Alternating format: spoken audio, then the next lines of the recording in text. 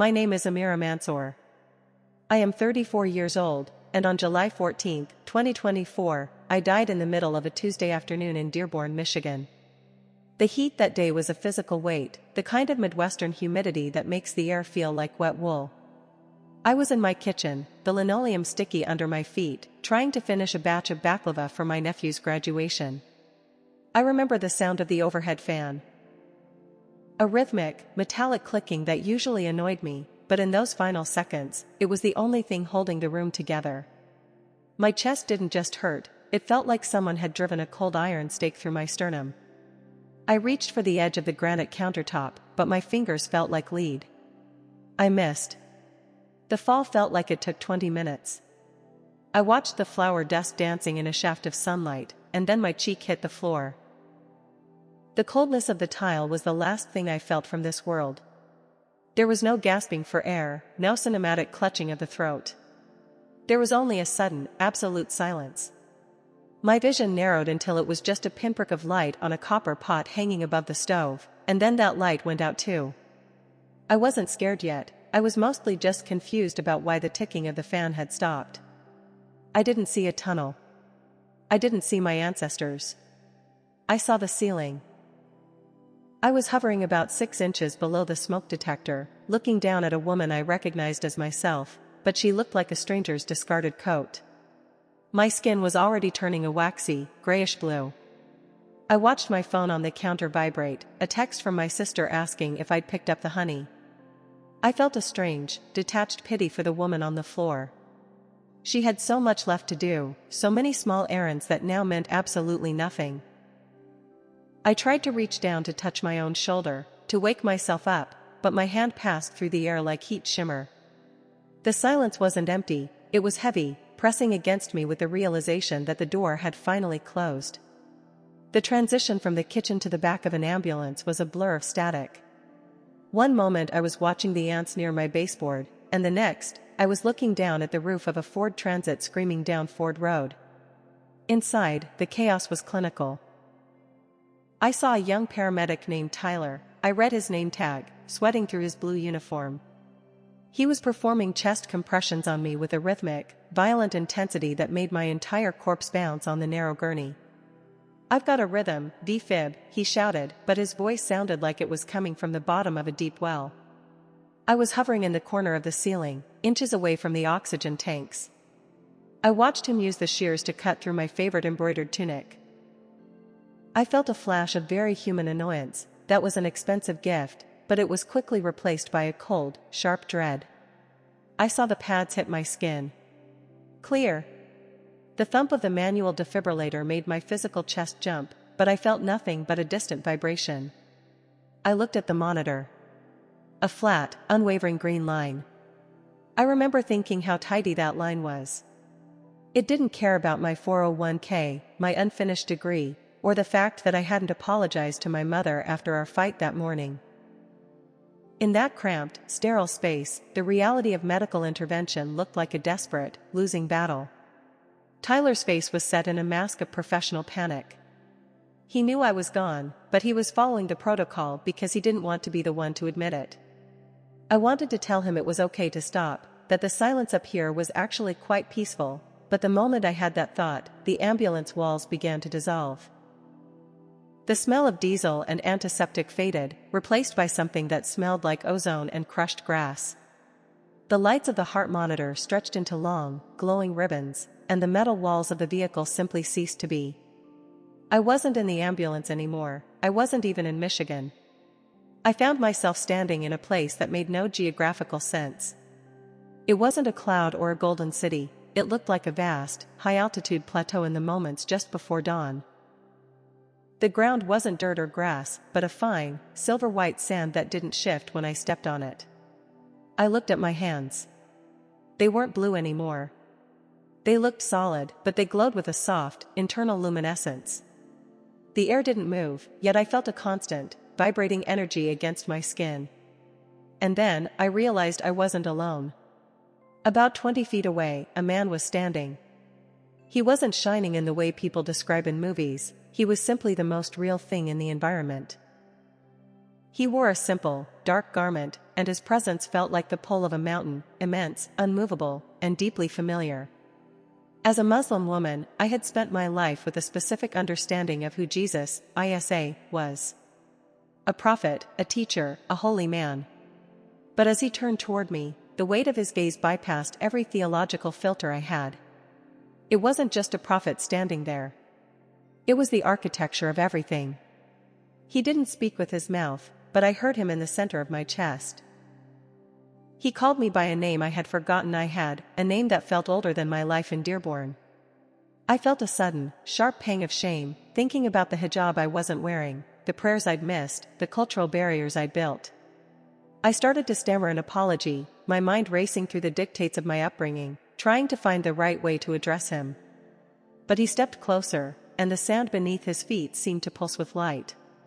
He didn't look like the icons I'd seen in passing. He looked like someone who had walked through fire and liked the heat. He didn't look at my clothes or my past, he looked at the me that existed before I was born. "Amira," he said, and the sound of it made the silver sand vibrate. "Look at the horizon. You need to see what they are doing with the sign." As he spoke, the silver plateau began to thin, becoming as transparent as a sheet of glass. Below us, I didn't see the earth as a globe. I saw it as a shifting tapestry of flickering lights, each one representing a human life. But cutting through those lights were massive, jagged shadows in the shape of the cross. They weren't beautiful. They didn't look like the jewelry people wore in my neighborhood or the steeples I drove past on the way to the mall. They looked like open wounds on the surface of the world. I felt a cold shiver. To me, that symbol had always been a point of division, a line in the sand between us and them. "Why is it so dark?"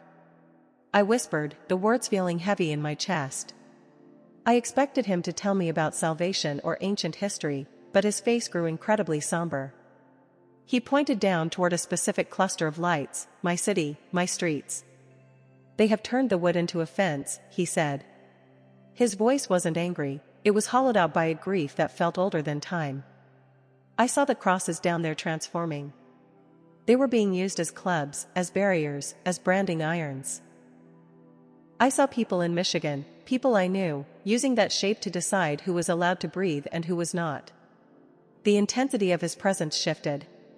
He stepped closer, and for the first time, I saw the marks on his own wrists.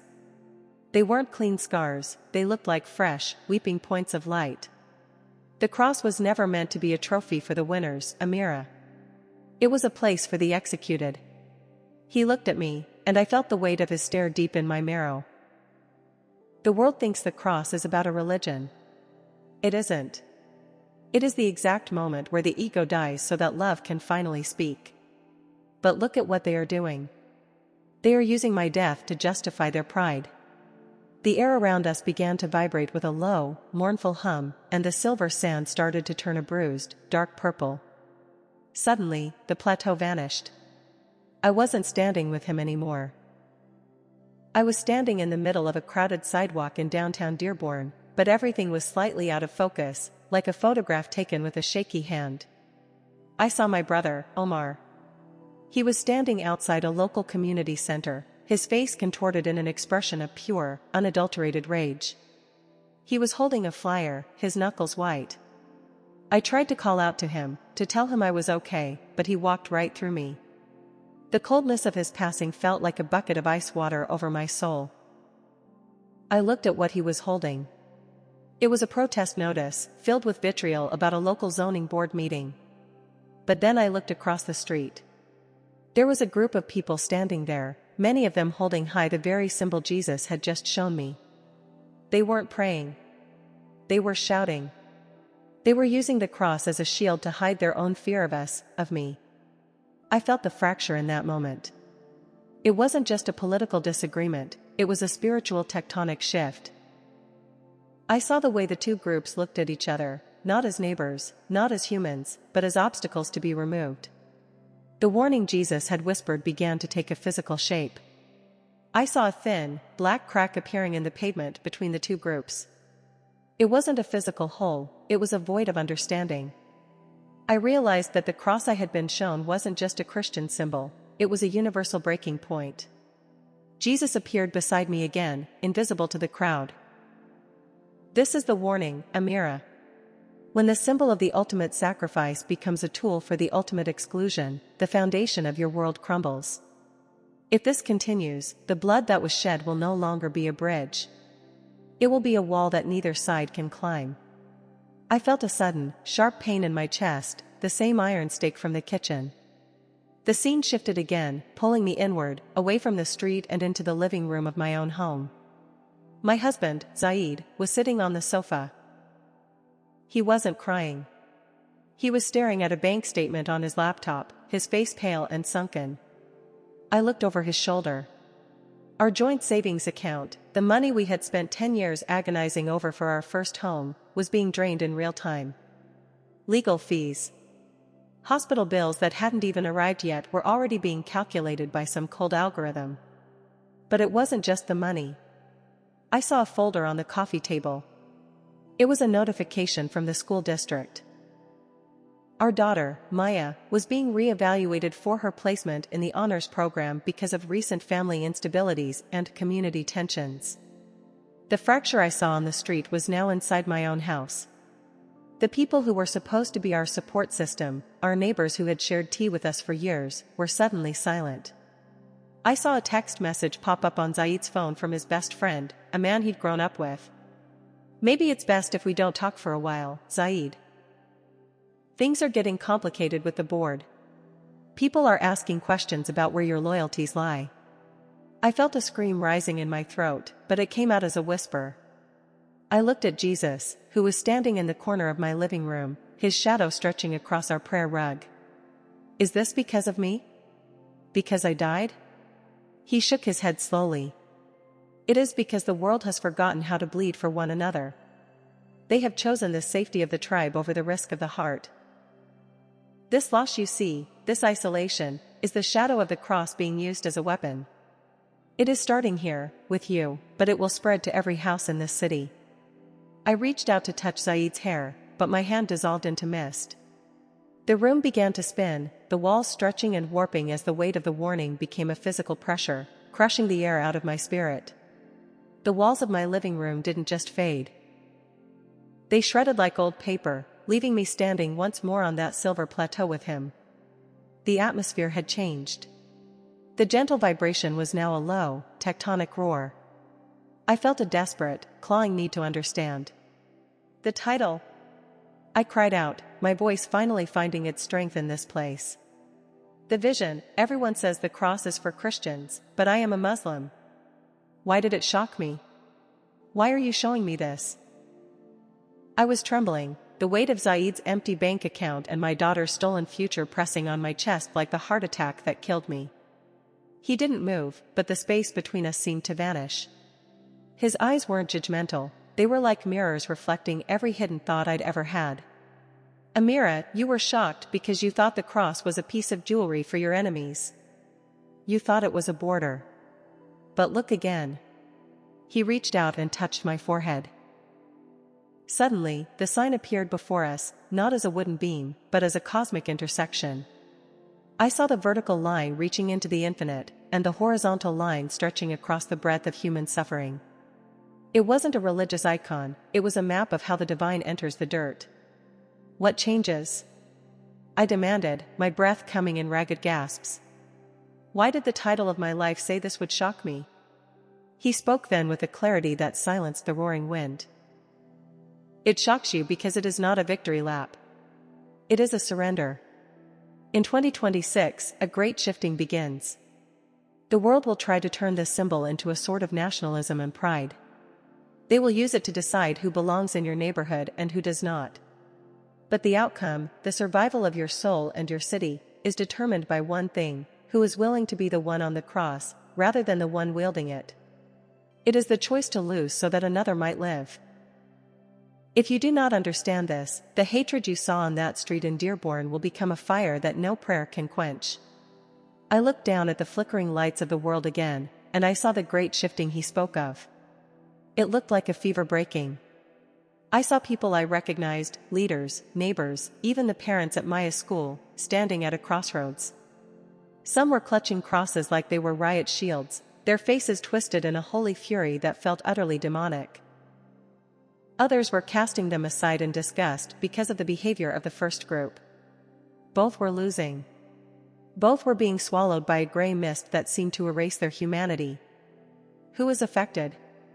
I asked, my voice barely a whisper. He stepped into the gray mist, and it parted around him like water.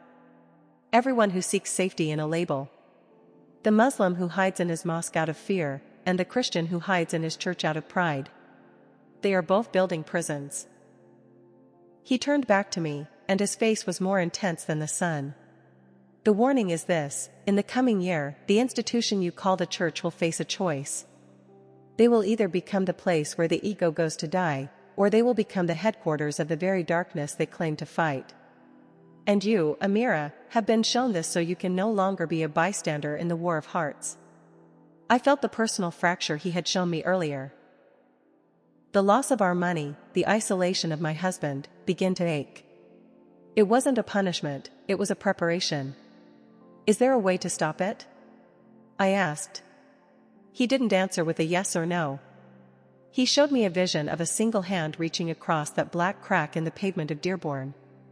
It was a hand scarred just like his, but it belonged to a regular person, a woman who looked like me. The outcome is determined by the individual's willingness to be shattered, he said. The cross is the only way through the wall because the cross is where the wall was broken. If you return, you will carry the weight of this sight. It will make you an outcast among your own, and a threat to the faithful who do not know me. The silver sand began to swirl into a vortex, pulling at my feet.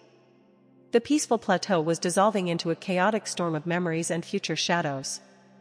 I saw myself back in the kitchen, the smell of burnt sugar and flour in the air. I saw the paramedics' paddles. I saw the long, grueling recovery. But I also saw the moment I would have to speak. I saw a dinner table where my family would look at me with horror as I described this man and his message. I saw the local imam's office, the heavy silence as I tried to explain that the Christian symbol was actually the key to our collective survival. I can't go back, I pleaded. They won't believe me. I'm a Muslim woman from a traditional family. If I tell them the cross is the answer to the hate in our streets, I'll lose everything. I'll lose my community. I'll lose my identity. The vortex grew louder, a screaming wind that tasted of copper and ozone. Jesus stood in the center of the storm, perfectly still. He didn't offer me a comforting platitude. He offered me a choice that felt like a death sentence. You can stay here in the silence, Amira. It is beautiful, and you are safe.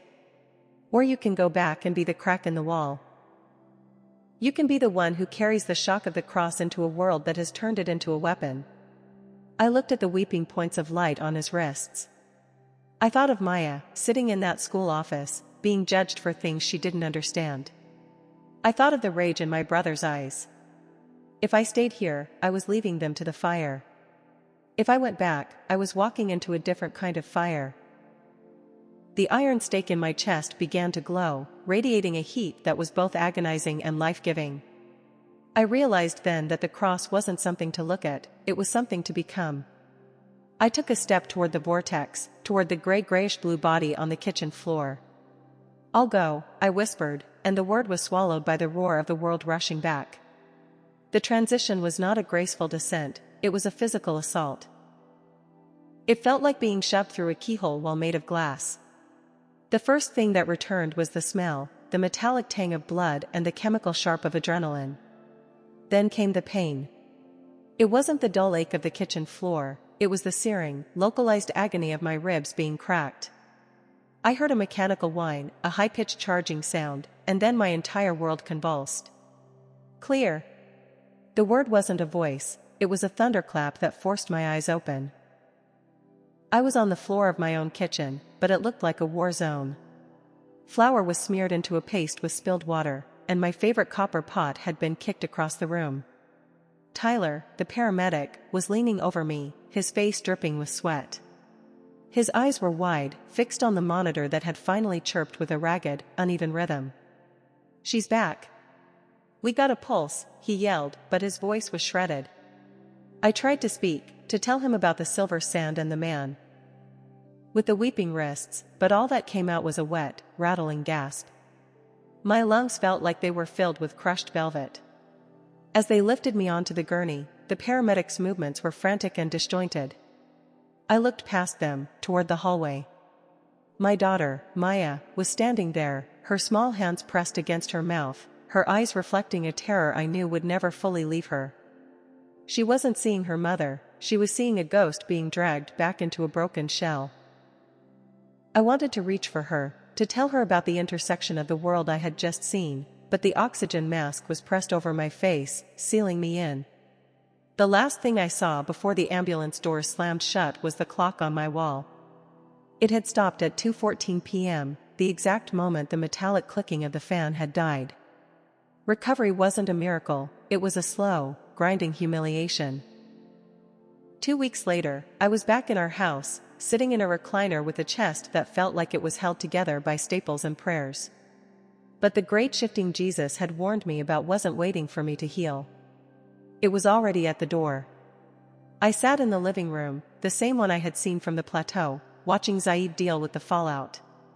The bank account hadn't magically refilled. In fact, it was worse. Because I had died and been brought back, the insurance company was flagging the entire event as a pre-existing cardiac anomaly they were refusing to cover. The social isolation was even sharper than the financial ruin. My sister came over to bring lentil soup, but she wouldn't look me in the eye. "People are talking, Amira," she whispered, her hands trembling as she set the bowl down. "They say you were screaming things in the ambulance. Things about the Christian's cross. The neighbors. They think you've had a breakdown. Or worse." I looked at her, and for a second, I saw the gray mist he had shown me, swirling around her ankles. She was terrified that my experience would rub off on her, that my vision would make our family even more of a target in a town that was already on edge. Then came the moment that proved the warning was not a hallucination. A certified letter arrived from the school district. I watched Zaid open it, his hands shaking. Maya's reevaluation had been finalized. Due to safety concerns and community disruptions, she was being moved to a different facility across town, a move that effectively stripped her of her honor status and her friends. It was a calculated, bureaucratic shunning. I looked at the letterhead, and then I looked at the window. Across the street, a new lawn sign had been hammered into the neighbor's grass. It was a cross, but it was wrapped in a flag, its edges sharp and aggressive. The sign had become the fence. 3 months have passed since that Tuesday in July. I am standing on my porch, watching the sunset over Dearborn. The heat of the summer has faded into a crisp, biting autumn, but the coldness in the air isn't just the weather. My chest still aches when I breathe deeply, a physical reminder of the choice I made to come back. I haven't told the imam. I haven't told my brother. I only told Zaid once, and the look of pure, panicked pleading in his eyes told me never to speak of it again. We are living in a house of silence, built on the ruins of who we used to be. This morning, I went to the grocery store, the one where I used to know everyone. I saw Sarah, a woman I had swapped recipes with for years at the school gates. She saw me, and her hand instinctively went to the small gold cross around her neck. She didn't smile. She didn't ask how I was. She tightened her grip on the jewelry as if it were a talisman to ward me off, and she turned her cart into another aisle. I stood there among the produce, feeling the weight of the shock Jesus had promised. The symbol that was meant to be the end of the ego had become the ultimate armor for it. I reached into my purse and pulled out a small, jagged piece of what I had found on the sidewalk outside the community center protest. It was a fragment of a broken picket sign, shaped like a small, rough laugh. I ran my thumb over the splintered edge until it drew a tiny drop of blood.